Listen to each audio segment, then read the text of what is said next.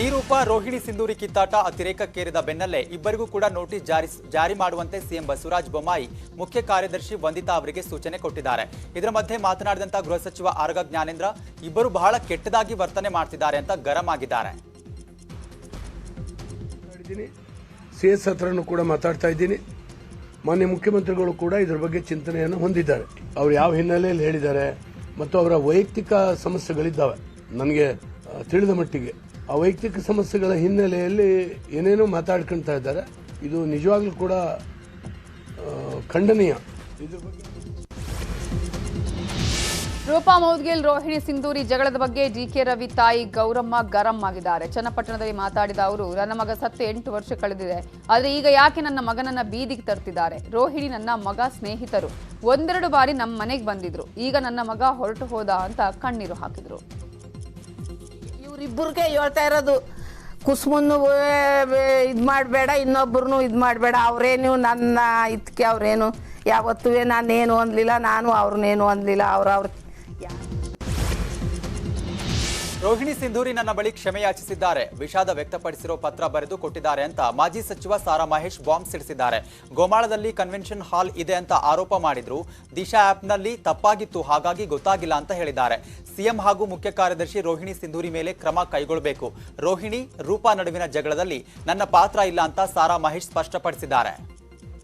ಇಲ್ಲ, ಸಾರಾ ಮಹೇಶ್ ಯಾವುದೇ ಯಾರಿಗೂ ದಾಖಲಾತಿ ಕೊಟ್ಟಿಲ್ಲ. ನನಗೆ ನಾನು ಯಾರು ಕೊಟ್ಟಿಲ್ಲ.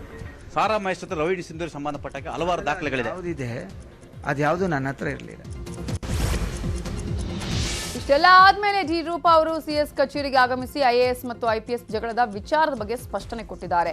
ದಾಖಲೆ ಸಹಿತ ಸಿಎಸ್ಗೆ ದೂರು ಕೊಟ್ಟಿದ್ದಾರೆ. ಬಳಿಕ ಮಾತನಾಡಿದ ಅವರು, ಸಿಎಸ್ ದೂರು ತೆಗೆದುಕೊಂಡಿದ್ದಾರೆ, ಕಂಪ್ಲೀಟ್ ಎಲ್ಲ ಮಾಹಿತಿ ಸಿಎಸ್ಗೆ ಕೊಟ್ಟಿದ್ದೇನೆ, ವಿಚಾರಣೆ ಮಾಡಿ ತನಿಖೆ ಕೈಗೊಳ್ತೇನೆ ಅಂತ ಹೇಳಿದ್ದಾರೆ ಅಂತ ಡಿ-ರೂಪಾ ಹೇಳಿದ್ರು.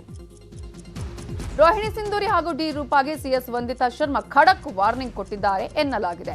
ಸಾಮಾಜಿಕ ಜಾಲತಾಣಗಳಲ್ಲಿ ಪೋಸ್ಟ್ ವಿರುದ್ಧ ಕಿಡಿಕಾರಿದ್ದು, ವೃತ್ತಿ ಸಮಸ್ಯೆಗಳಿದ್ದ ಹಿರಿಯ ಅಧಿಕಾರಿಗಳ ಗಮನಕ್ಕೆ ತರಬೇಕು, ವೈಯಕ್ತಿಕ ಸಮಸ್ಯೆಗಳಿದ್ರೆ ಕುಳಿತು ಬಗೆಹರಿಸಿಕೊಳ್ಳಬೇಕು, ಈ ರೀತಿ ಹಾದಿ ಬೀದಿ ರಂಪ ಮಾಡಬಾರದು, ಇಂತಹ ಪ್ರಕರಣಗಳು ಮರುಕಳಿಸಿದರೆ ಶಿಸ್ತು ಕ್ರಮದ ಎಚ್ಚರಿಕೆಯನ್ನು ಕೊಟ್ಟಿದ್ದಾರೆ ಎನ್ನಲಾಗಿದೆ.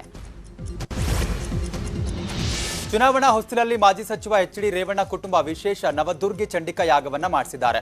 ಅಮಾವಾಸ್ಯೆ ಹಿನ್ನೆಲೆಯಲ್ಲಿ ರೇವಣ್ಣ ಕುಟುಂಬ ರಾತ್ರಿಯಿಂದ ಬೆಳಗ್ಗೆವರೆಗೂ ಕೂಡ ಉಡುಪಿ ಜಿಲ್ಲೆಯ ಕೊಲ್ಲೂರು ಮೂಕಾಂಬಿಕಾ ದೇವಸ್ಥಾನದಲ್ಲಿ ನವದುರ್ಗಿ ಚಂಡಿಕಾ ಯಾಗವನ್ನ ಮಾಡಿಸಿದ್ದಾರೆ. ಮಾಜಿ ಪಿಎಂ ಎಚ್.ಡಿ. ದೇವೇಗೌಡರ ಆರೋಗ್ಯ ಸುಧಾರಣೆ, ಪಕ್ಷ ಅಧಿಕಾರಕ್ಕೆ ಬರಬೇಕು, ವೈಯಕ್ತಿಕ ರಾಜಕೀಯ ಯಶಸ್ಸು ಸಿಗಬೇಕು ಅಂತ ಯಾಗ ಮಾಡಿಸಿದ್ದಾರೆ ಎನ್ನಲಾಗ್ತಿದೆ. ಫೋಟೋ ಸೆಷನ್ ಬಳಿಕ ಸಿಎಂ ಹೆಗಲ ಮೇಲೆ ಕೈ ಹಾಕಿ ಸಿದ್ದರಾಮಯ್ಯ ಆತ್ಮೀಯವಾಗಿ ಮಾತನಾಡಿದರು. ಬಳಿಕ ನಿರಾಣಿ ಹಾಗೂ ಸೋಮಣ್ಣ ಮುನಿರತ್ನ ಭುಜ ಕೂಡ ತಟ್ಟಿದ್ರು. ಅಸಾದುದ್ದೀನ್ ಓವೈಸಿಯ ದೆಹಲಿಯ ನಿವಾಸದ ಮೇಲೆ ದುಷ್ಕರ್ಮಿಗಳು ಕಲ್ಲು ತೂರಾಟವನ್ನು ನಡೆಸಿದ್ದಾರೆ.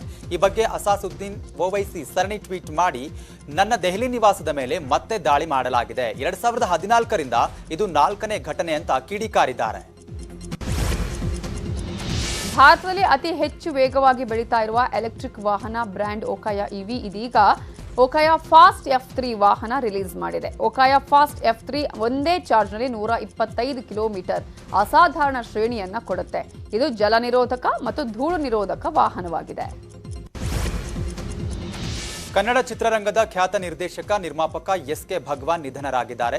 93 ವರ್ಷಗಳ ತುಂಬು ಜೀವನ ನಡೆಸಿದ ಹಿರಿಯ ನಿರ್ದೇಶಕ ವಯೋಸಹಜ ಕಾಯಿಲೆಯಿಂದ ಬಳಲ್ತಾ ಇದ್ರು.